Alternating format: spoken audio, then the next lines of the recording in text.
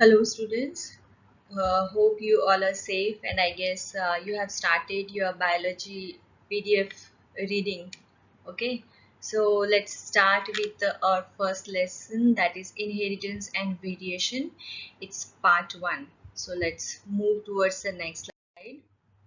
Topics which we are going to cover in this whole lesson are introduction, Mendel's laws of inheritance, inheritance of one gene, inheritance of two gene, sex determination, mutation, and genetic disorders. Now, genetic disorders or mutation, that part is theoretical part, but covering this whole part in one video is highly impossible. So today we are just going to introduce this few terms and this lesson.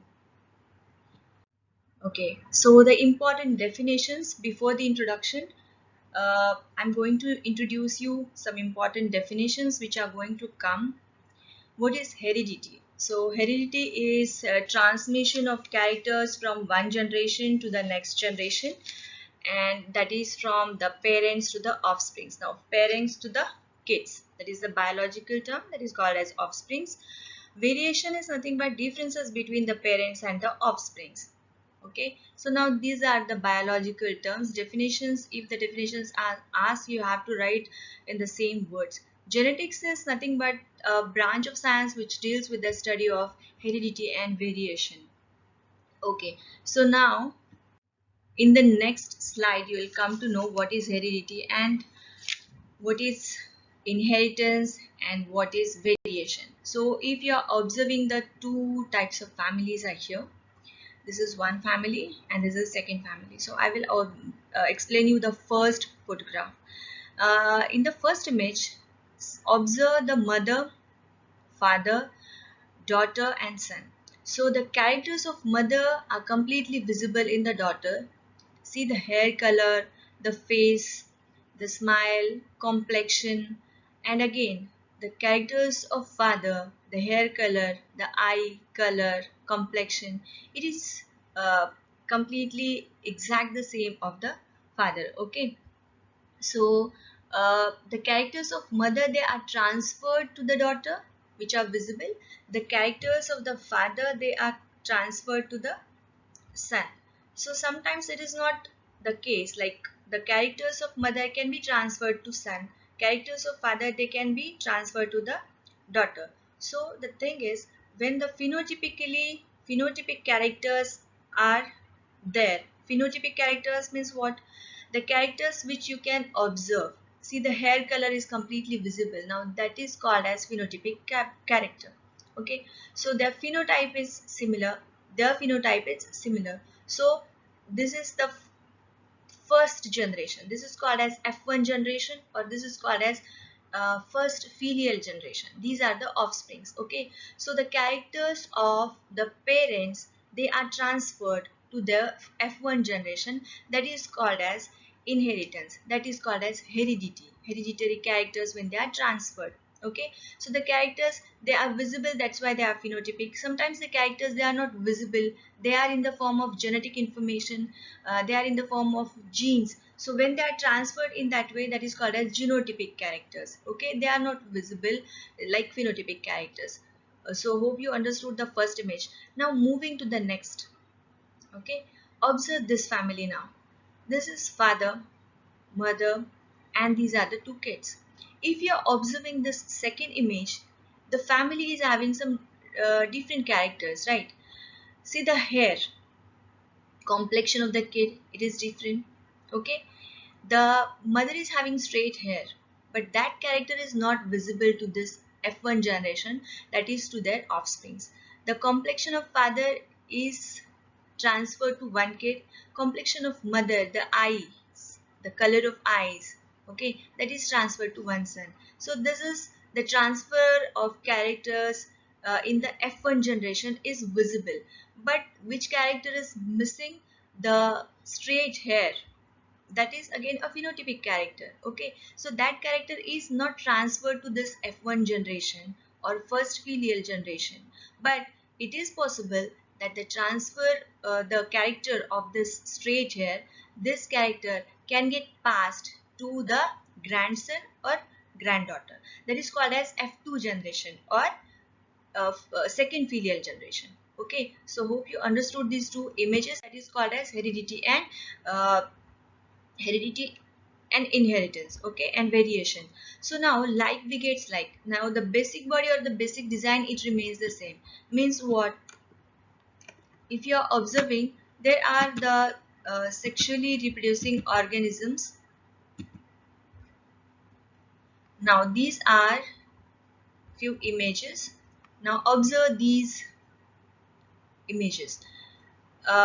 This is elephant and baby elephant. This is another group, fish, baby fish. This is plant, tomato plant. It gives rise to a tomato plant. Okay, so the basic body or basic design, it remains the same. Even if now take the example of human beings.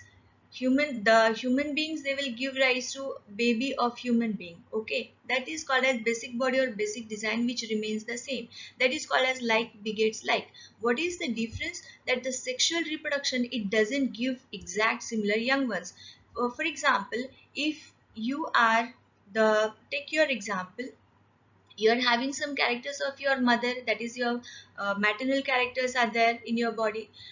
Again, you are having some paternal characters, some characters are passed from your father. Okay, but still you are not the Xerox copy of your parents. You are a baby of human being, but still your basic design or basic body is same, but still you are not exact a replica of your parents. So sexual reproduction, it doesn't give rise to exact similar young ones.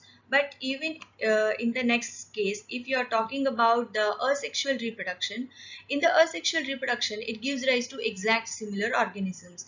If you are observing the amoeba or hydra. Now in case of amoeba, amoeba, when it gets divided, when it produces asexually, there is binary fission, so it produces the exact same copies of itself. That is called as asexual reproduction.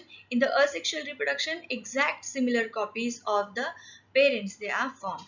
Okay, so that is, hope you understood that like begets like means was what is the basic body or basic design, where it remains same and where it is different. Moving to the next slide, there are some important characteristics. Like, continuity of life is because of the remarkable characteristic of living organisms, that is reproduction. Because of the reproduction, the continuity of life is possible. All living organisms, they carry the characters from their parents and transfer them to their offsprings. So we have studied few slides earlier that the characters, they are transferred from their parents to their offsprings. So the kids, they resemble to their parents, but they are not exactly the same to their parents, but they also have some differences. So we have studied the earlier slide, the two families. So the kids, they resemble their parents. They have some similarities with their parents, but they are not exact similar to their parents. They are having some differences, and these differences, they are called as variations. Okay, so this whole mechanism is called as heredity and variation. So when the similarities are there and differences are also there, so similarities and the differences, these are the two aspects of the same mechanism, that is called as inheritance. Are you getting? Inheritance is what? When the similarities and differences both are included, then that whole mechanism is called as inheritance. So now, introduction of Mendel, what he did. Now, uh, he was a scientist who gave three basic principles, laws to the biology, and his contribution was very important. Now see, this is first slide, first image. This on which plant he studied or he experimented, that this is the pea plant. These are the seeds of the pea plant, and you are observing two types of flowers, two types of colors of flowers. One is violet colored flower and another is white colored flower. The plant which produces only violet colored flowers is a pure trait or pure character carrying plant. Okay. Another plant which is producing only white colored flowers, that is again a pure plant. Okay. So what Mendel did, he hybridized these two characters. Okay, he crossed or hybridized the violet flowers with the white flowers, and he got different kinds of results which he collected. The data was collected statistically, he put mathematically that data, and he introduced three laws. So important points in the Mendel's experiments, what he did: before the discovery of genes or chromosomes, this heredity mechanism was invented. This is very important as far as Mendel's discovery is concerned, that at the time of Mendel's experiment, when he was experimenting with the pea plant, the discovery of genes or chromosomes, it was not done. So before the discovery of genes and chromosomes, he experimented and he put forth the three laws. So by using, how he did? By using the hybridization technique, Mendel explained the mechanism of inheritance, and it was very accurate.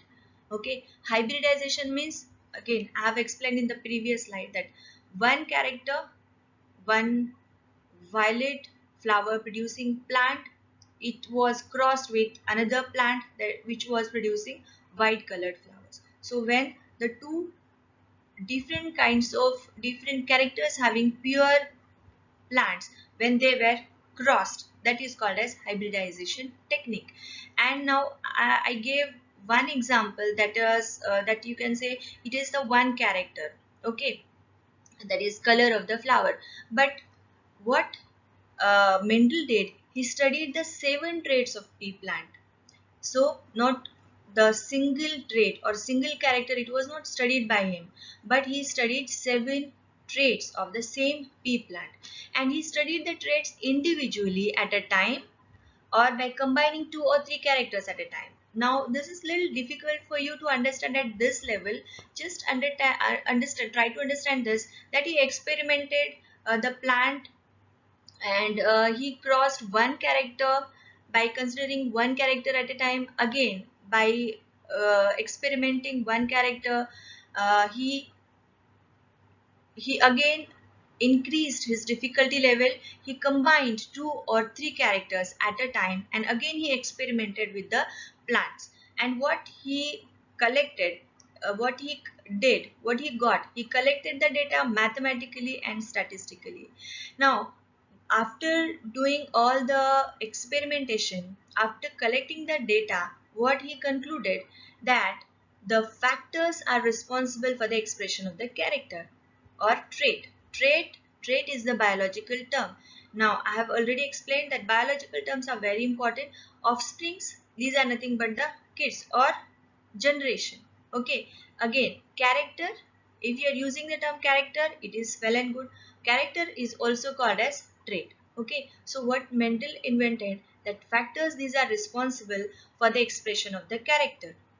Now why he called the factors? Because Mendel, at the Mendel's experiment, the discovery of genes or chromosomes was not there. So he invented that something is getting transferred from parents to the offspring, from one generation to the next generation, from F1 generation to the F2 generation. So something was getting transferred. So for that something, he termed as factors. That's it. So the Mendelian factors, they are now called as genes. Okay.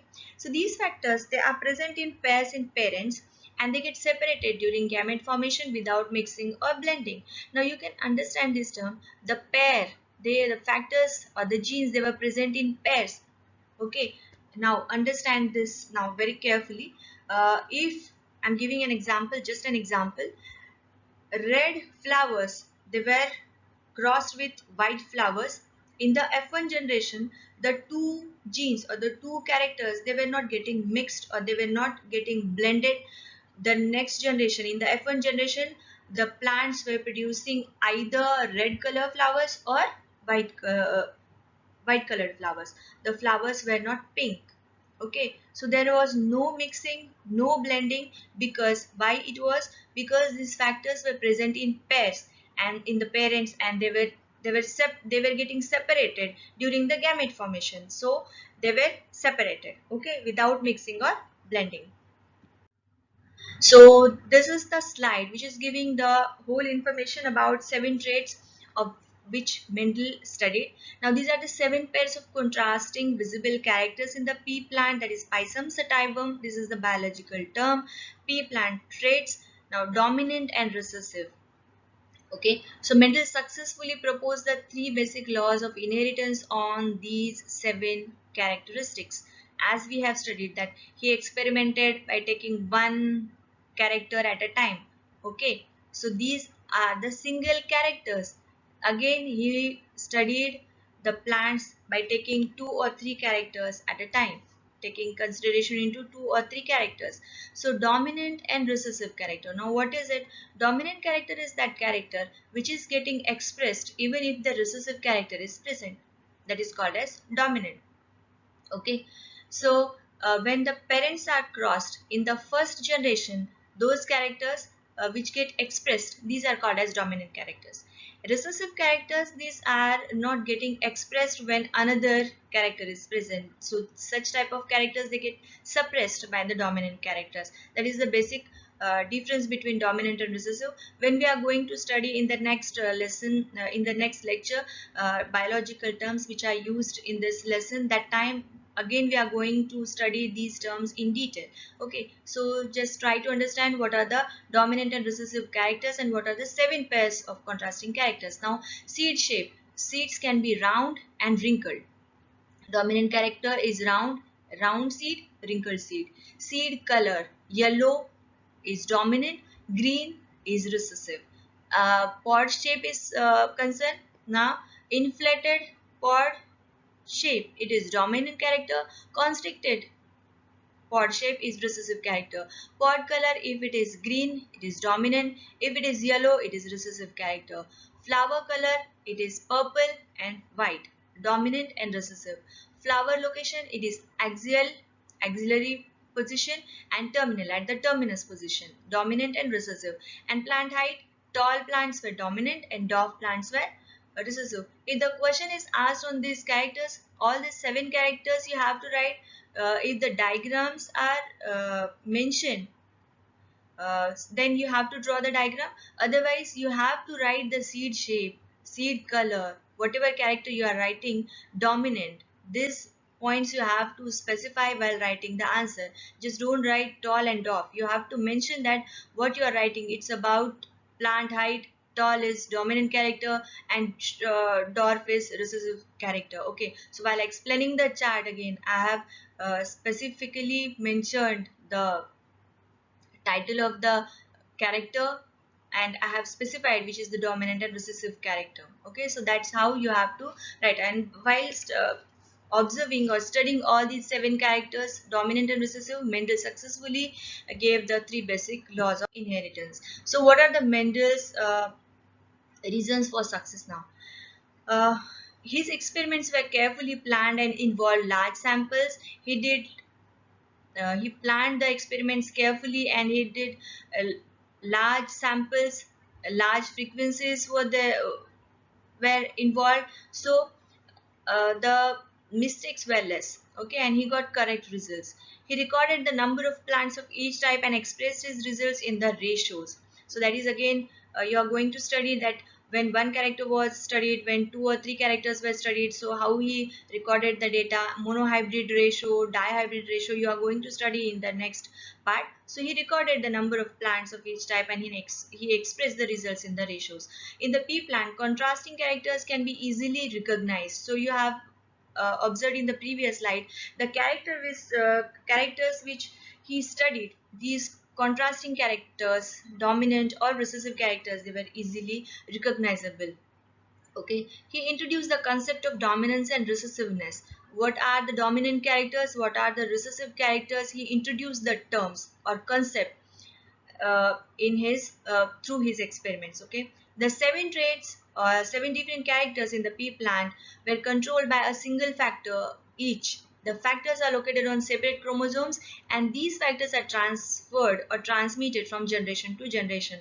So it is very important that when you are talking about the pairing of chromosomes or when you are talking about the chromosomal structure and the genes which are located on the chromosome, so all the 7 different characters or the 7 different traits, they were present, they were controlled by the single gene, a single factor each. They were controlled by 7 different genes. Okay, and all these genes, they were separated on the uh, located on the separate chromosomes. So the mixing of characters was very difficult, or it was not possible that easily, it was not possible. And so the characters, they were purely transmitted from one generation to the next generation. So the reasons of the Mendel's success, all these points you have to write. Okay, so the question can be asked on this. If you are studying this introductory part, definitions are very important. Definitions can be asked for 2 marks. Again, you have to write one example. General idea of the Mendel's experiment, what he studied, what he experimented. So that general discussion can be asked for 2 or 3 marks. 7 traits studied by Mendel. Again, in the 7 traits, all 7 traits can be asked separately for 3 marks of in the large answer question. All 7 traits you have to write. You have to remember the dominant and recessive characters and all.